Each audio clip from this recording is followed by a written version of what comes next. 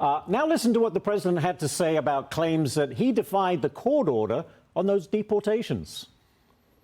Would you defy a court order?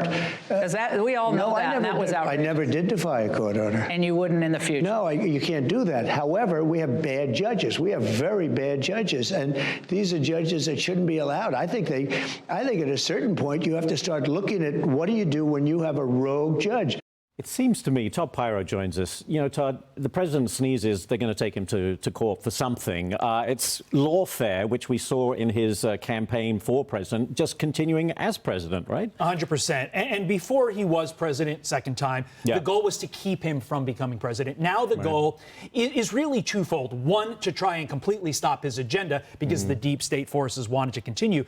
But two, it really is on both sides, both the Trump side and the people trying to stop Trump, an attempt to get all these cases before the Supreme Court, to ultimately have the Supreme Court decide. And that's why when I hear Trump say we're not going to follow necessarily what a lower court judge says about something like national security, he's not necessarily defying the court order. He is saying my role as executive it trumps what you are doing there in a lower court. If the Supreme Court tells me I can't do something, that is a different story. And so that's where this is ultimately leading. I would just go to one example for you. And I think this is where Trump wins. Remember, we all complained when Joe Biden said, I'm not going to listen to the Supreme Court when they said I can't do what I want to do with student loans. Yes. That's one thing. But when it comes to issues of national security, his role as the commander-in-chief, that is a carved-out function for the presidency. So I think he has an amazing leg to stand on. And whether or not the flight took off at this time, that's semantics. Very good. All right, I got another one for you, Todd. Elon Musk